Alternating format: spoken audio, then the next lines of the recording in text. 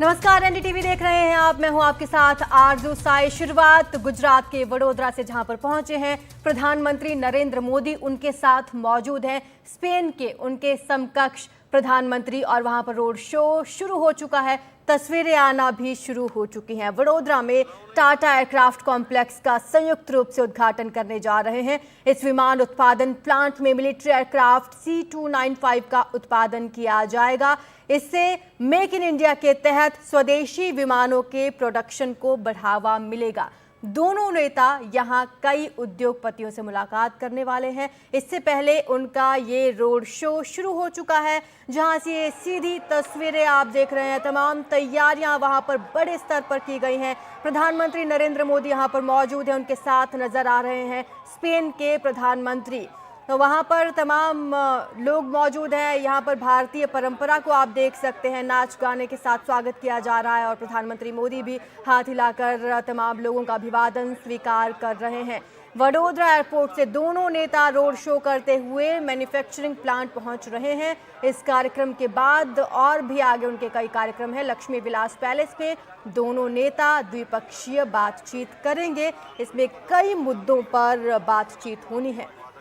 इसके बाद पीएम मोदी अमरेली जाएंगे, दुधाला में भारत माता सरोवर का उद्घाटन करेंगे। और आज गुजरात के लिए बड़ा दिन है। 4,800 करोड़ से ज़्यादा के विकास कार्यों का शिलान्यास और उद्घाटन होना है। लेकिन फिलहाल ये खूबसूरत तस्वीरें वडोदरा से आ रही हैं, जहां पर पहुंचे हैं प्रधानमंत्री नरेंद्र मोदी। खास बात यह है कि भारत में निजी क्षेत्र द्वारा निर्मित ये पहला सैन्य विमान C295 बनकर तैयार होगा। 2026 में पहला विमान वायुसेना को मिलेगा।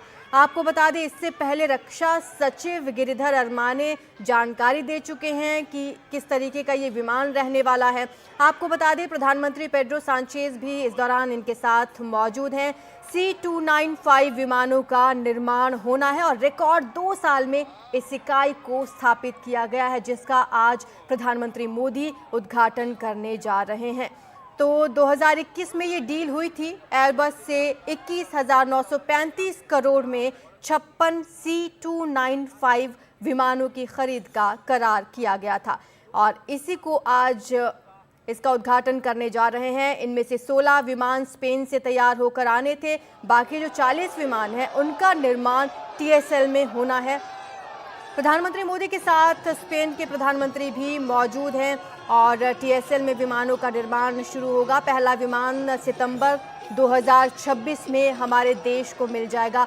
कई खासियतें हैं इस विमान की और इलेक्ट्रॉनिक वारफेयर सूट से लैस है ये विमान और साथ ही पुराने विमान जब तक हैं उसको हटा दिया जाएगा। C295 जो विमान है वो वायुसेना में HS-748 विमानों की जगह लेगा, जिन्हें 60 के दशक में शामिल किया गया था। अब इस परियोजना से 600 उच्च कौशल वाले तमाम लोगों को रोजगार प्राप्त होगा।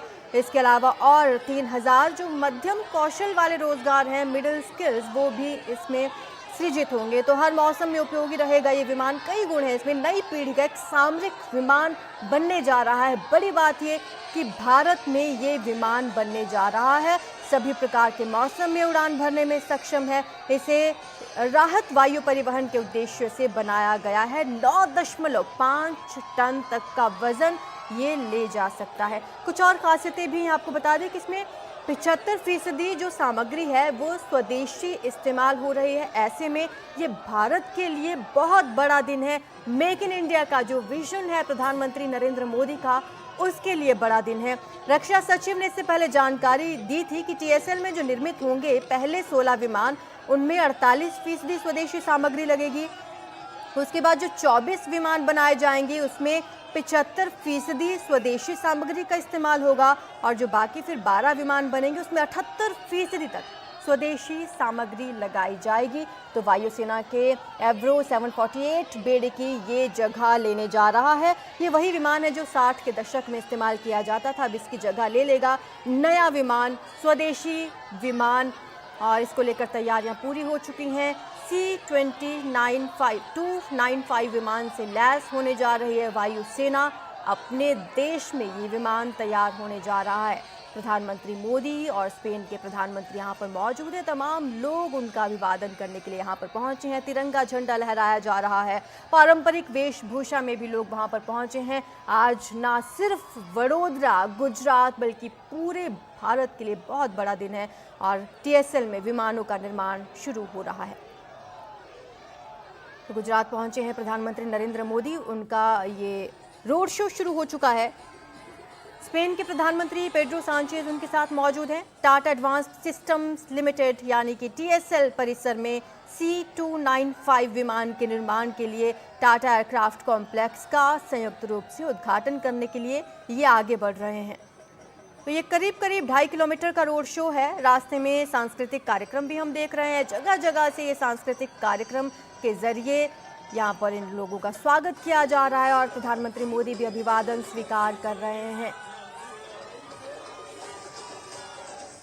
और ना सिर्फ यहाँ पर गुजरात की संस्कृति दिखाई दे रही है, बल्कि भारत के कोने कोने की संस्कृति यहाँ पर पारंपरिक कार्यक्रमों के जरिए दिखाई जा रही है। तमाम लोग वहाँ पर मौजूद है। सुरक्षा के कड़े इंतजाम है, क्योंकि ना सिर्फ प्रधानमंत्री नरेंद्र मोदी बल्कि स्पेन के प्रधानमंत्री पेड्रो सांचेज भी पहुंचे हैं। रोड शो किया जा रहा है। 2.5 किलोमीटर लंबा रोड शो है ये। इसके बाद फिर कार्यक्रम में शामिल होंगे। हवाई अड्डे से लेकर ये टाटा सुविधा तक का 2.5 किलोमीटर का रोड शो। रास्ते में सांस्कृतिक कार्यक्रम चल रहे हैं। अब वो कुछ ही देर में फिर लक्ष्मी विलास पैलेस भी पहुंचेंगे, जहां पर द्विपक्षीय बातचीत करने जा रहे हैं।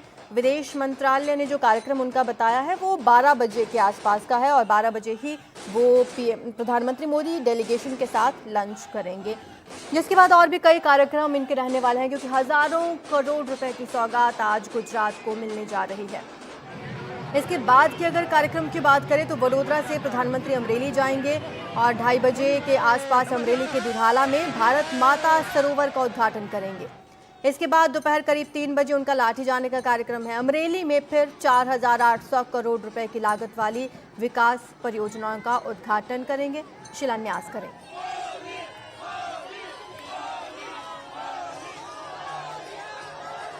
हमारे सहयोगी राजीव रंजन हमारे साथ जुड़ चुके हैं। राजीव, कितना अहम है आज ये दिन भारत के लिए और मेक इन इंडिया विजन के लिए? देखिए, बहुत ज़्यादा अहम है। सबसे पहली बात आप ये समझिए कि पहली बार जो है निजी क्षेत्र की कंपनी यानी टाटा जो है और एयरबस के साथ मिलकर, जो स्पेन की कंपनी है उसके साथ मिलकर एक मिलिट्री ट्रांसपोर्ट एयरक्राफ्ट बनाने जा रही है।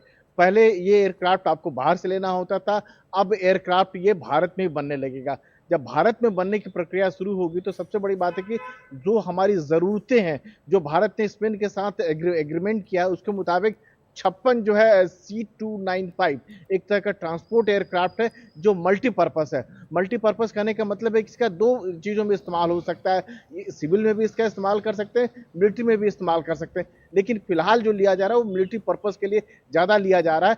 C295 16 जो विमान है वो बाकायदा स्पेन से बनकर आएंगे और बाकी 40 जो विमान है, ट्रांसपोर्ट विमान जो है वो मीडियम क्लास के जो है यही बड़ोदरा में बनेंगे। और जब यहाँ अब हमारे देश में इस तरह के जब एयरक्राफ्ट बनते हैं तो इससे न केवल जो लोगों का जो है एक कह सकते हैं रोजगार मिलता है, बल्कि जो सेना की ज़रूरतें हैं वो उसके मुताबिक सब कुछ तैयार होता है। चाहे एवियोनिक की बात करें, चाहे दूसरी सुविधा की बात करें, जॉब जनरेट होता है और सबसे बड़ी बात है कि देश की तरक्की होता है। और जो मुझे जानकारी मिल पा रही है कि फिलहाल जो 56 एयरक्राफ्ट के लिए समझौता और मिलिट्री एयरक्राफ्ट के लिए केवल भारतीय सेना की ज़रूरतें नहीं पूरी होगी, बल्कि इसके बाद जब हमारी ज़रूरतें पूरी हो जाएगी तो दूसरे देशों में निर्यात होगा। और अगर इस एयरक्राफ्ट की जो ट्रांसपोर्ट एयरक्राफ्ट की खासियत की बात करें तो ये खास तरह के जो ऑपरेशन होते हैं उसके लिए भी इस्तेमाल हो सकता है। खास तौर से पहाड़ी इलाके के लिए बहुत ज़्यादा कारगर है, यानी टेक ऑफ और लैंड करने के लिए इसे बहुत ज़्यादा रनवे की ज़रूरत नहीं होती। अगर टेक ऑफ की बात करें तो तकरीबन 850 मीटर अगर रनवे हो तो उसमें टेक ऑफ हो जाता है, और लैंड करने की बात करें तो 420 मीटर तक 9 टन पेलोड ये इस्तेमाल कर सकते हैं, ये कैरी कर सकता है। 71 सैनिकों को लेकर जा सकता है। इसमें 2 इंजन लगे होते हैं, 11 घंटा तक लगातार ये फ्लाई कर सकता है। और अगर दोनों इंजन अगर इसके काम करते हैं तो 30,000 फीट तक ये ऊंचाई पर जो उड़ान भर सकता है। इसका इस्तेमाल आप जो दूसरे जो मतलब आपको कहीं सिविल में इस्तेमाल कर सकते हैं, कहीं आपको राहत अभियान के लिए इसका इस्तेमाल करना हो, कहीं सैन्य ज़रूरतों के लिए इस्तेमाल करना हो, यानी मल्टीपर्पस। और सबसे बड़ी बात है कि पहले देश में केवल HAL यानी हिंदुस्तान एरोनॉटिक लिमिटेड ही जो इस तरह के विमान बनाते थे, फाइटर की बात करें चाहे हेलीकॉप्टर की बात करें, पहली बार ऐसा होगा एक निजी क्षेत्र की कंपनी जो टाटा कंपनी है एयरबस के साथ मिलकर जो है ये एयरक्राफ्ट बना रही है, भारत में बनाने जा रही है। और धीरे धीरे आप देखेंगे कि ये जो तरक्की जिसको कहते हैं कि जो मेक इन इंडिया कहते हैं, वो जो जो कंपोनेंट जो है उसका इस्तेमाल ज़्यादा हो रहा है। ये बेशक जो इसकी तकनीक जो है बाहर से आई है, स्पेन से आई हुई है, लेकिन इसकी ज़्यादातर कंपोनेंट की बात करें वो हिंदुस्तान में बनेंगे, हिंदुस्तान की कंपनी बनाएंगी। तो इससे रेवेन्यू भी जनरेट होगा, टेक्नोलॉजी भी होगा। और जो बाहर से आप अगर कोई विमान लेते हैं, ट्रांसपोर्ट विमान करें, फाइटर की बात करें, तो हमारे ज़रूरतों के मुताबिक नहीं होती। छोटी-छोटी रिक्वायरमेंट के लिए आप उसको मुँह ताकना होता है, देखना होता है कि पता नहीं वो मानेगा नहीं मानेगा। कुछ चेंजेस की बात होती है, कई बार उसमें सुधार होते हैं, अपग्रेड किया जाता है, उसके लिए बाहर की ज़रूरत। तो उसके लिए अब हमें बाहर मुँह ताकने की ज़रूरत नहीं है। हिंदुस्तान में ही अब ट्रांसपोर्ट एयरक्राफ्ट बनने लगे हैं और जो पुराने पड़ चुके जो एब्रो विमान थे, अब उसको रिप्लेस करके धीरे-धीरे लिया जाएगा। और ये जो विमान की बात करें, बहुत ही भरोसेमंद ट्रांसपोर्ट विमान है और इसका इस्तेमाल केवल स्पेन ही नहीं कर रही, दुनिया के 12 बड़े देश की बात करें, चाहे अमेरिका की बात करें, चाहे ब्रिटेन की बात करें, वो सारे देश इसका इस्तेमाल कर रहे हैं। और अब ये विमान जो है, ट्रांसपोर्ट विमान जो है, भारत में बनने लगा है। जी राजीव, ऐसा तो नहीं होगा कि इंडिया ने बीती रात सपना देखा और अगले दिन उनको ये विमान मिल गया? कई चुनौतियां रही होंगी इंडिया के लिए, तमाम अधिकारियों के लिए और जो निजी कंपनी ये विमान बना रही है उनके लिए। अब बिल्कुल सही कह रहे हैं। ये जो बहुत एक लंबी प्रक्रिया है, इसके लिए कोई भी दुनिया के देश बहुत इक्कीस चुके देश जो हैं वो आपको विमान बेचते हैं, लेकिन विमान बनाने की तकनीक नहीं बेचते हैं। यहाँ पर सरकार की उपलब्धि कहनी होगी कि जो सरकार की जो दूरदर्शी नीति है कि अब जो हम केवल जो है विमान बाहर से नहीं खरीदेंगे, बल्कि विमान बनाने की तकनीक भी खरीदेंगे। इसी अगर एग्रीमेंट की बात करें तो 56 विमान का एग्रीमेंट हुआ है और उसमें साफ तौर पर यह कहा गया है कि 16 विमान जो है फ्लाई बाई कंडीशन में स्पेन से सीधे यहाँ पर आएंगे, हिंदुस्तान में आएंगे। एक जो C229 विमान है वो पिछले साल जो है हिंदुस्तान ऑलरेडी आ चुका है और बाकी जो 40 विमान है वो अपने देश में बनेंगे। अपने देश में बनेंगे तो उसके लिए बाकायदा जो फैसिलिटी है, जिसके लिए आज आए हुए हैं प्रधानमंत्री पहुंचे हुए हैं, स्पेन के राष्ट्रपति पहुंचे हुए हैं। तो आप ये सारी चीज़ों को देखिए तो इसके लिए बाकायदा एक लंबी चौड़ी प्लानिंग की ज़रूरत पड़ती है, इंफ्रास्ट्रक्चर की ज़रूरत पड़ती है। और सबसे बड़ी बात कि देश के भागीदार में केवल सरकारी कंपनियां नहीं है, अब जो प्राइवेट कंपनियां भी आगे आ रही है तो वो इसमें एक अच्छा योगदान दे रही है। यहाँ पर आपको टाटा जो है आपको ट्रांसपोर्ट एयरक्राफ्ट बना रही है और जो दूसरी कंपनी जैसे L&T की बात करें तो L&T जो सबमरीन जो प्रोजेक्ट चला उसमें चल रही है। तो इस तरह से कई सारी निजी कंपनियां आ रही है जो रक्षा क्षेत्र में, जो पहले केवल सरकारी कंपनियां होती थी, PSU कंपनियां होती थी, उस अधिकार को चुनौती देते हुए बढ़ रही है। और इससे आपकी तकनीक भी बढ़ रही है, काम करने की एफिशिएंसी बढ़ रहा है और सेना की जब जरूरत होगी वो सारी चीजें जो एक रफ्तार के साथ, समय के साथ जो है वो डिलीवरी हो रही है। बिल्कुल, शुक्रिया आपका राजीव इस तमाम जानकारी के लिए। तो ये विमान 60 के दशक में जो विमान वायुसेना यूज कर रही है HS-748, उस विमान की जगह लेगा C295। प्रधानमंत्री मोदी और स्पेन के प्रधानमंत्री मौजूद हैं। तमाम अपडेट्स हम आपको देते रहेंगे।